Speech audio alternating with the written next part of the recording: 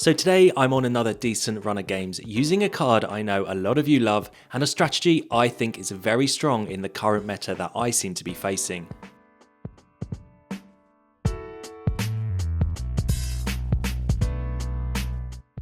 Hey everyone, Hex here, and today I'm reinvigorating an old channel favourite in Braids with cards from Karlov Manor and amazing sweet new synergies. I'm currently sitting at 8-2 in Diamond and it's a real blast to play, but before we get going, if you haven't yet, go ahead and like, comment and subscribe as we are so very close to 3,000 subscribers, which genuinely feels insane to me. Your continued support for this channel is incredible. But enough of that, let's jump into our main synergy, and it's between Braids and Teysa. Braids lets you sacrifice permanents in your end step to do 2 damage and draw cards if your opponent doesn't sacrifice a permanent too.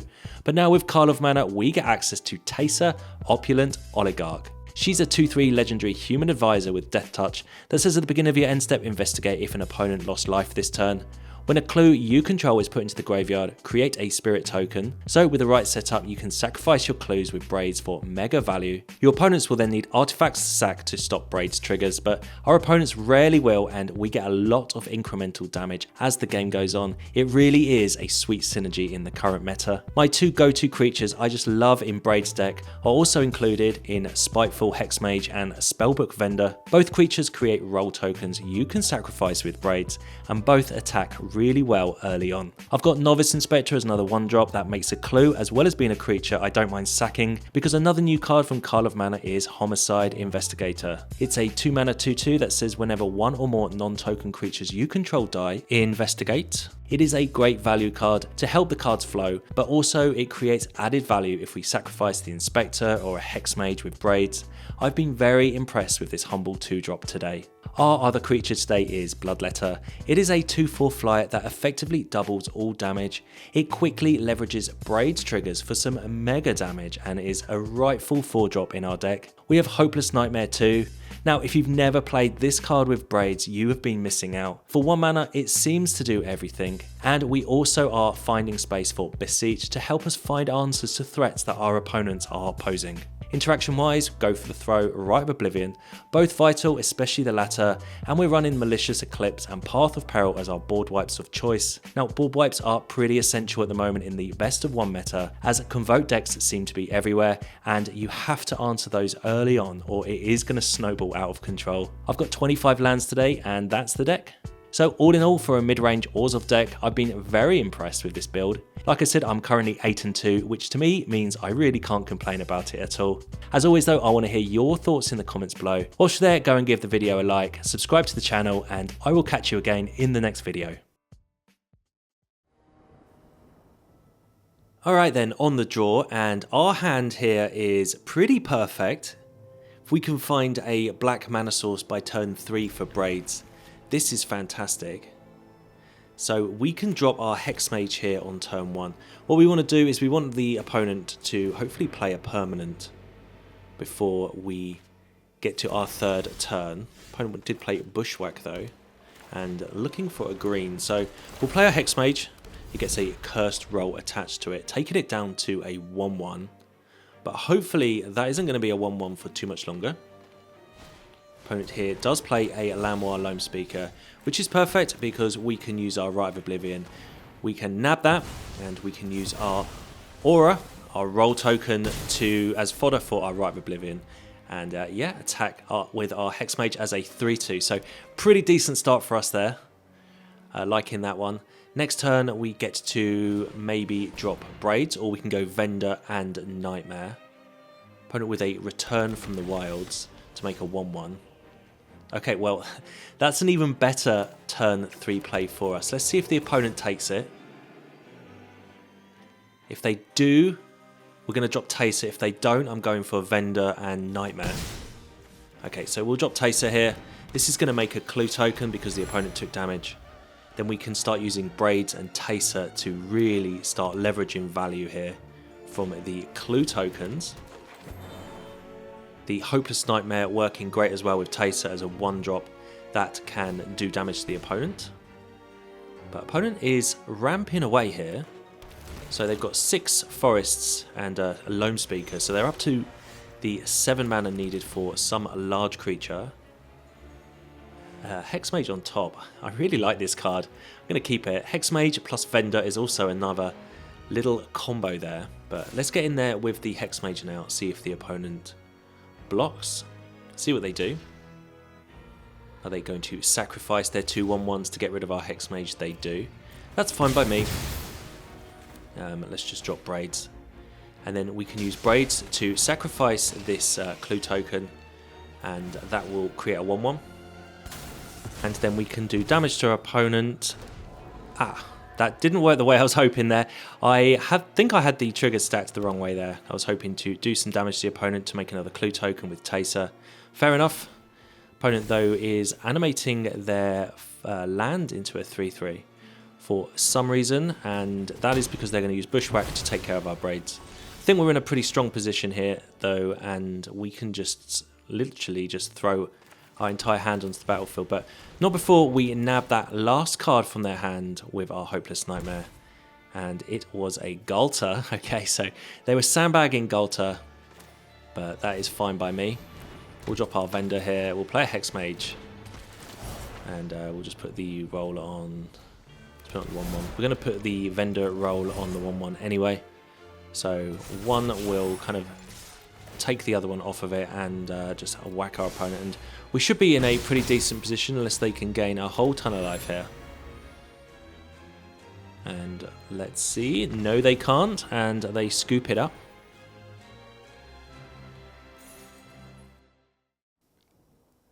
Alright, on the play, and we have a Keeper here with our Inspector on turn 1 and some removal or a Vendor on turn 2, depending on what we're up against.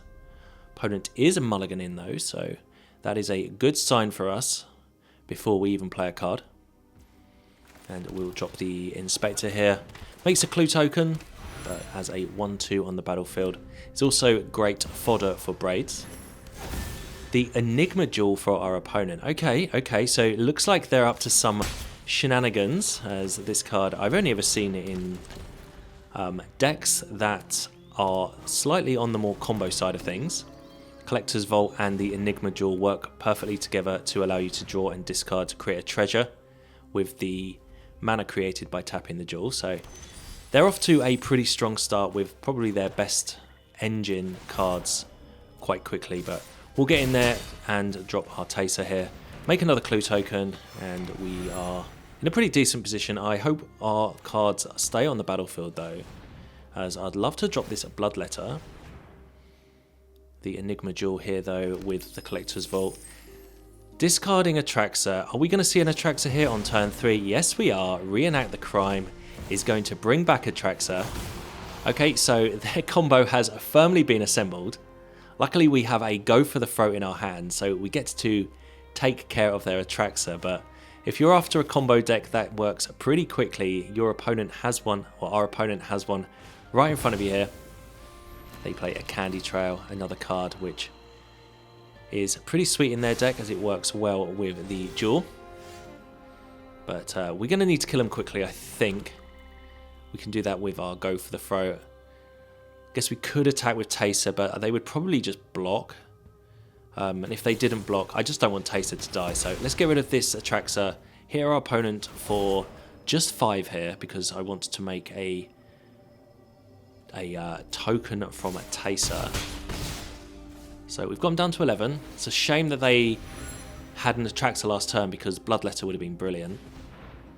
But yeah, their deck is pretty cool. Still skirting board wipes and removal spells though so far.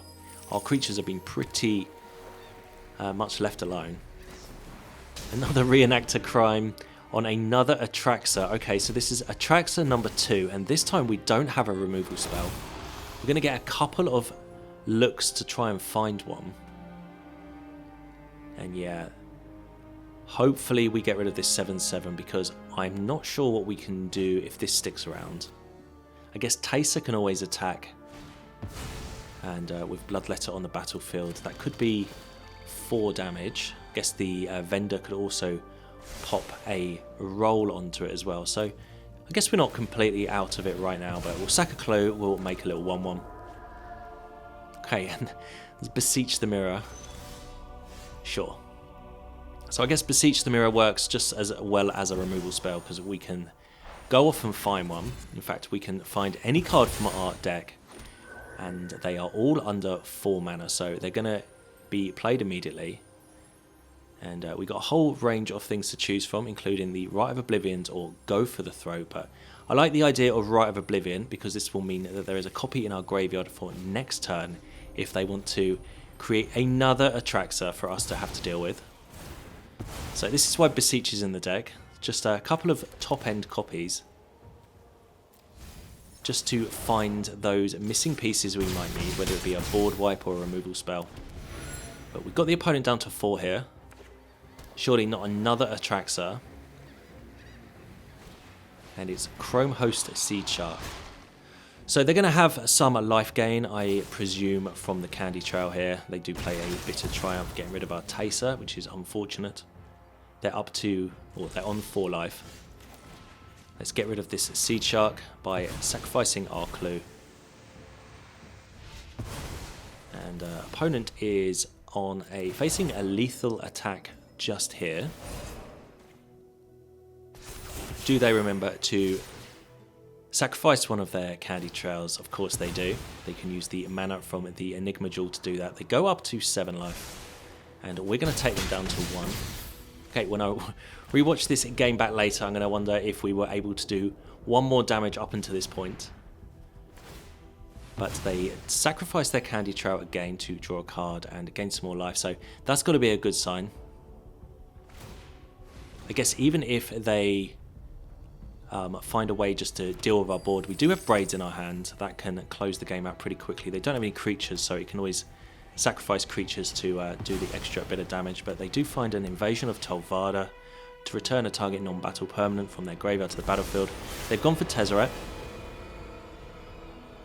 Okay, is that going to work? Because they're just going to make a 6/6. They're completely tapped out, and we should have lethal here several different ways, but we will just go to attacks. Opponent good games us, and that was a good game. I do enjoy their deck there. They got off to a very quick start with their Engine and the Vault and the Jewel. Cards that not everybody has answers to immediately.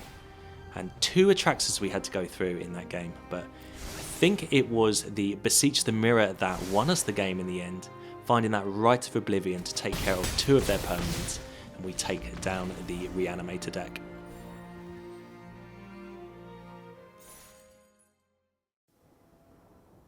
Alright, on the play. And this hand is okay. This was one of the first games I played with this deck, and as you can see I was playing Get Lost, but just after this particular game I did remove that from the deck, as I felt it gave actually too much value to our opponents. Yeah, so I replaced it with copies of Go for the Throat. I feel that Rite of Oblivion and Get Lost are kind of similar cards in our deck, but opponent plays a Novice Inspector, a 1/2, makes a clue, and we'll follow up with a Spellbook Vendor. So they're on a Boros deck so far, and they did discard a Knight, so presumably a Convoke deck. We'll see what they get up to though. Gleeful Demolition takes care of their artifact, makes 3 1/1s, and are we going to see a Knight? We are. Knight Errant of Eos. Convoked on turn 2. Look at their board for just turn 2. And we are very much under the cosh. So I think what we need to do here is, I don't mind the 1/1s as much. Let's get rid of this Knight Errant. Do we Rite of Oblivion or Get Lost here? I think Get Lost is bad against this opponent, so let's Rite of Oblivion, get rid of our Hopeless Nightmare here. This allows us to scry 2. Don't want that. So Sorin, another card that I took out after this particular game, has felt like a 4 mana Planeswalker just to make a 2/3 really to sacrifice. Wasn't particularly good in our deck. We needed quicker spells and added the Hexmages. And opponent has a Sanguine Evangelist. That is a card that I considered putting in this deck actually. There's quite a lot of sacrifice fodder there for our Braids. But we don't do too much damage by attacking, and I felt it's quite powerful as a Battlecry creature, and I think we can do better than the Evangelist in this deck. And Homicide Investigator is a pretty cool card for us. It enables us to draw cards when non-token creatures die. And drawing cards is the most sort of fundamental part of our deck that we need to make sure we do. Opponent blocks with 2 creatures here, so we are going to actually activate our Investigator. And we don't, sorry, not draw a card, we investigate there. So hopefully we can start leveraging our Investigator a little bit, but we do need to find a Braids. Opponent with a Warden of the Inner Sky. And another Warden, okay, so actually looks like we're going to need to try and find a board wipe. We've got several in the deck, there are ways to find them, that's why they're in the deck. Pretty much specifically to deal with this Boros Convoke deck that we're up against. And they're jamming, okay, they keep throwing away creatures by just jamming, so we take 3 damage but we take care of one of their creatures. We find a swamp. Okay, not the most exciting turn here, but we'll play the Vendor. I guess we can put a Sorcerer roll onto our Vendor, and then we always have the Clue to crack or the Get Lost to use if the opponent plays anything crazy. So an all-out attack bomb the opponent here isn't great for them. There's an Epicure, okay. So it's a very close game actually. We could do with a Braids, but we are going to need to find a way to deal with this entire board. So I think our priority here is to find one of our Path of Perils or Malicious Eclipses. The Eclipse is not quite so great with these Wardens. Toughness now 4 and 3. But we'll keep digging. We have a Clue token to do that. And find a Takenuma. Okay, and there is a Malicious Eclipse. Alright, so it's -2/-2 to all creatures, and if they would die, they are exiled. I'm just going to get in there with a Vendor here. I mean, if opponent blocks, they block. They're going to lose an extra creature when we Eclipse them. There's another Eclipse on top. If they don't block, they're going to take 3 damage. I'm still going to Eclipse them, so... Well, they do block, okay. That's fine by me, really. We're going to get more value from our Investigator here as we make another Clue. And we will Eclipse the board, and that will just leave them with a 2/3 on the board. We can always Get Lost that if we need to, but again, let's just wait. There are bigger threats to take care of. And our 3/3 blocks their 2/3 pretty nice. So, back down to 1 creature each. Or not, the opponent with a Gleeful Demolition. Suddenly another 3 little goblins on the battlefield for us to deal with. Their deck is the deck that just keeps on giving, it seems. And this is why Get Lost is a card that I'm not particularly happy with in our deck, because they can use the map tokens here to put one of their goblins out of range of our removal spells and also pretty much attack into our Investigator. But let's get in there with our own 3/3 first. There is an Imidane's Recruiter on top of our opponent's deck. Something to be wary of. I'm going to see how they block. Okay, they just with a 1/1. Okay, they didn't need to block at all then. But I think in that case, let's Rite of Oblivion. And don't really want to use the Clue token, so let's use the roll on our Investigator here. So this does reduce the stats on our creature. It is going to die to Malicious Eclipse, but I want them to play out their hands before we Eclipse anyway. Kind of want them to play the Imidane's Recruiter as a creature. We might have to take a bit of damage, but so be it. So yeah, I think the best thing to do here is to... Let's just go to attack, see what they do. I highly doubt they're going to block. Well, they do block, okay. Fine, well, we're going to get a... We're going to get a Clue out of that one. We could Eclipse the board, but I really want them to play the Recruiter. So what I think we should do is let them play the Recruiter. We can block with our land, and we have a Clue to crack. So we are letting them play out their hand. They're going to go a little bit hellbent here, and they do find a Warden as well. So this is a big attack by them, but they are out of cards, and then we can start attacking back with our Restless Fortress and start gaining back some precious life. So let's block their biggest creature with our Fortress, and we take, what, 7 damage here. So we still weren't dead, even if we didn't block. But we can crack the clue now before our end of our turn here, and we find the Bloodletter. So although we haven't had Braids in this game, we've kind of done that pretty well. I am going to play Bloodletter here because the Investigators, I think, are a little bit weak. We do have to take a damage, so we are in Helix range now, but if they draw a Helix off the top, they do. That's just unfortunate. They don't. They find Elegant Parlor, Surveil Away a Land. All right, have we turned the tables here? We can attack back with our Restless Fortress. This is a lot of damage. They go down to 2, yep, and we gain some life back up to 5, and we can drop our Investigator, and surely we managed to squeeze a win out there. Opponent, they GG us, and I think that's just a victory for us. So I quite liked our patience there with our removal spells, and yeah, taking down the Convoke deck.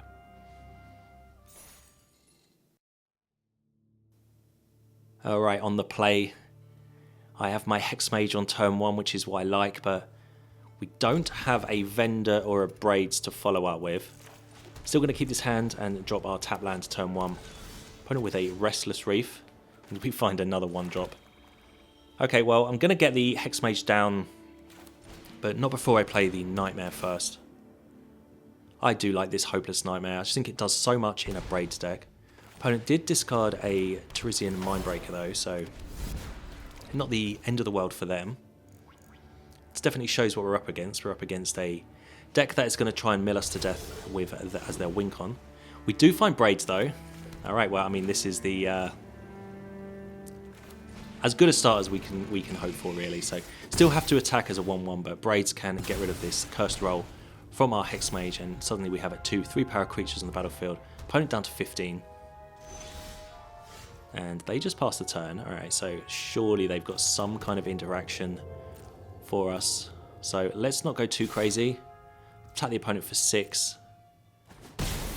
Yeah, I guess we just play this Nightmare.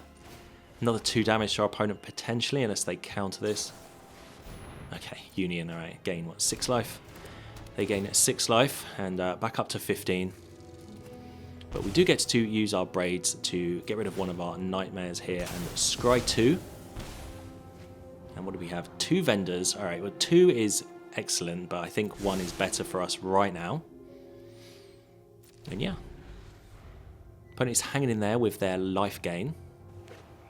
I've said it before, but there is a lot of life gain going on at the moment in Standard, I've noticed. Very rare do you have to only do 20 damage to take down your opponent. And I almost feel that the tap lands, the life gain lands, are making a resurgence at the moment. But opponent is just passing the turn. I'm not attacking with the land. I just don't want to overextend into removal spells from our opponent. I mean, we could have then. I guess if they had taken it, that is a lethal attack if we sacrifice the Nightmare. But it looks like they have something in their hand though, so they would have probably been able to deal with one of our creatures. Just don't want to overextend into control games. I think it's best just to be a little bit patient. They're gaining more life with the Mending. Back up to 5. But we're hopefully going to start just draining away their life total turn by turn. We've got them down to 5 now. And it's moment of truth. I mean, that's got to be a good sign if they're digging for something. Because I don't know what they could have for just 3 mana. It would have to be more life gain, I would presume. And we probably got enough damage, though, to take down our opponent here. So yeah, let's just get in there with the land this time. Didn't do this last time, but I think now we are in a position where we can attack, and even a removal spell from our opponent probably isn't going to be good enough. It is Union of the Third Path. Opponent goes down to 1, and we can just use our Braids to sacrifice our Hexmage and take out the opponent for the last 2 damage. Great little win there.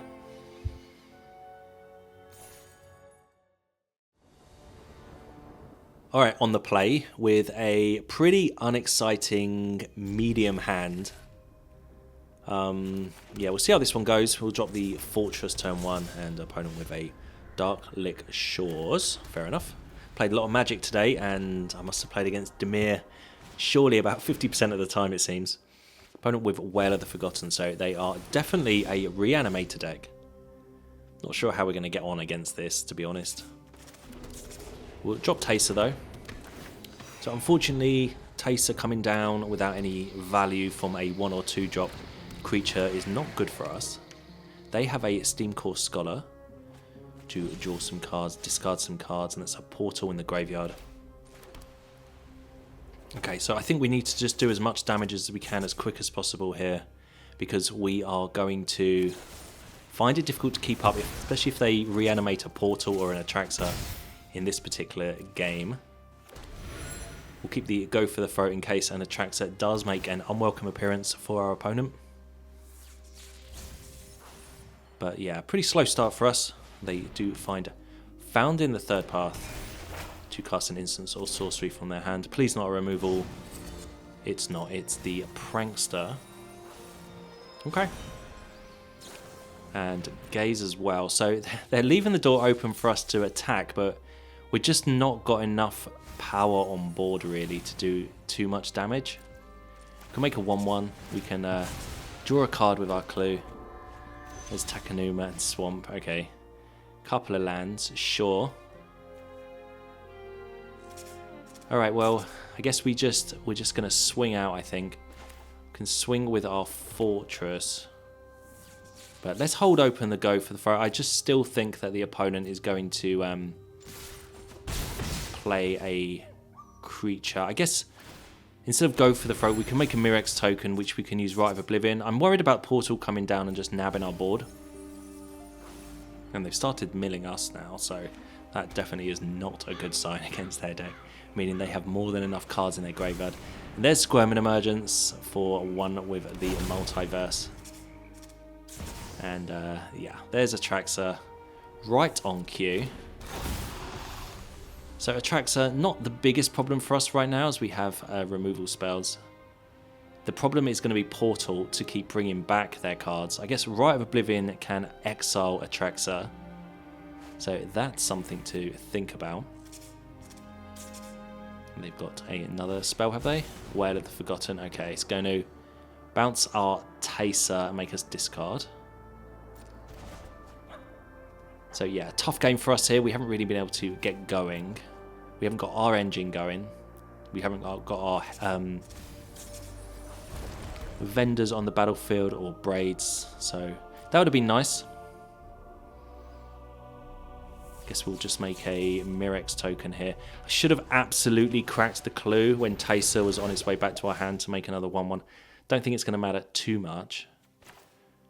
But we need to exile Atraxa if we can, rather than just go for the throat here.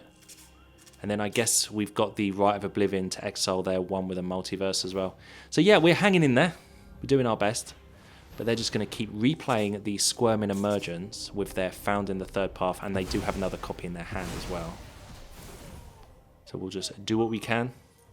But we have to take care of their enchantment on the battlefield, because they can just cast a free Atraxa next turn. Unfortunately, we have to say goodbye to our token, so we've got them down to 13. And yeah, they exile the Squirming Emergence and replay it. And here comes a Portal, so that's going to take care of our 1/1. Yeah, and that's just going to start bringing back our creatures, really, and another Scholar onto the battlefield. And we find a Hexmage. Okay, so it's a bit too little too late for us there. So I've been looking through my deck list just to see what I have in there to try and get us out of this pickle. They're on a bit of a loop that I'm struggling to deal with. So I think we'll take care of the Scholar here. They're just going to keep replaying it with Portal.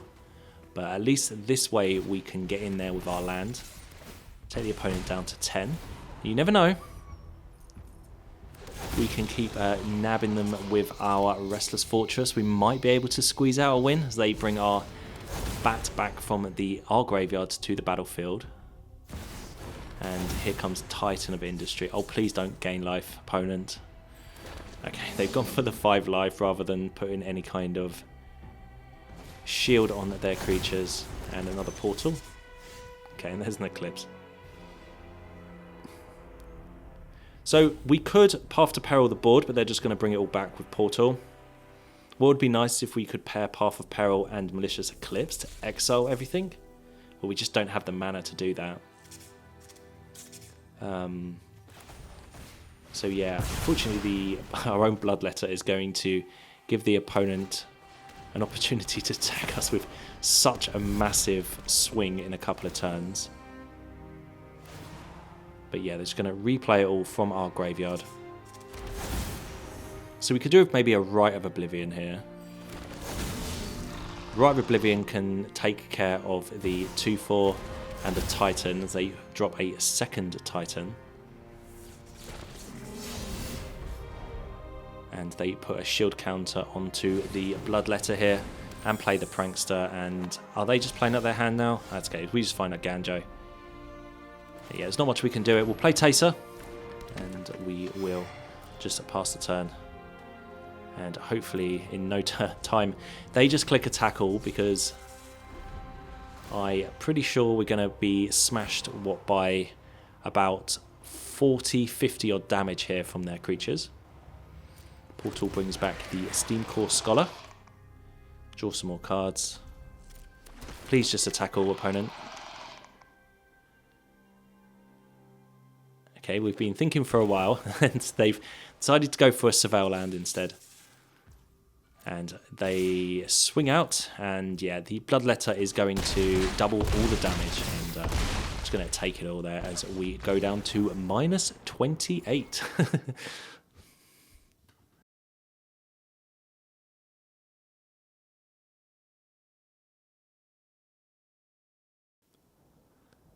Okay then, on the draw. And I do like a very early Hopeless Nightmare into Rite of Oblivion. So yeah, this is a good one. I would like an untapped white mana. No, just Path of Peril. Which means we'll play the Fortress. And we'll drop our Nightmare next turn. Put it with a Patchwork Automaton, okay. Normally a difficult card to deal with, but we have two sneaky Path of Perils in our hand, so let's drop a non-creature here in Hopeless Nightmare. Hopefully they play out their hand, and hopefully we can just take it all out with a Path of Peril. That is the plan. So opponent has been thinking a long time here what to discard. And they finally decide it is the case of the Gateway Express. So I'm wondering, I think they mulliganed their first hand, so that was quite a good Nightmare actually, because we've dropped them very low on cards. They play another Automaton and a Swoop-in Lookout. Okay, well, if there was ever any reason to play Path of Peril next turn, their three creatures in front of us are exactly that. We'll just take care of the board. I did consider playing Braids before using the Path of Peril, but yeah, going to take way too much damage from our opponent there. And yeah, they're out of cards it seems, or out of creatures. We'll drop Braids, and we'll sack this Nightmare. We'll scry 2, and we'll do some damage. And Teysa and Hopeless Nightmare, I mean, they're my favourite cards in this deck, those two. Which order do we want them? Probably not this way around. Let's drop Teysa on top. Teysa into Nightmare is a really cool little synergy there. A cheap synergy. They have Annex Sentry to take care of Braids temporarily. You can pretty much take care of that with Rite of Oblivion at a moment's notice. But yeah, let's drop Teysa here. Another card they really need to deal with, because they're not going to want to block this with their Sentry. And whilst we have them down to just a couple of cards, we really need to make sure we're turning the screw a little bit here as they find a Novice Inspector. Okay, not one of their best cards to find there, I don't think. Although I guess they get to draw a card with their clue. The Path of Peril won't take care of Sentry. It would take care of the Inspector and the Mandible Justiciar. But what is coming up next is Hopeless Nightmare, and they have one card in their hand. So let's take that out of their hand with our Nightmare. See what it is, see what they've been holding. Tinker's Tote, so creating some gnomes. Kind of like their deck, very low to the ground, but unfortunately our deck is kind of suited to play against them. We will get rid of this Annex Sentry with our Rite of Oblivion, and opponent decides enough is enough.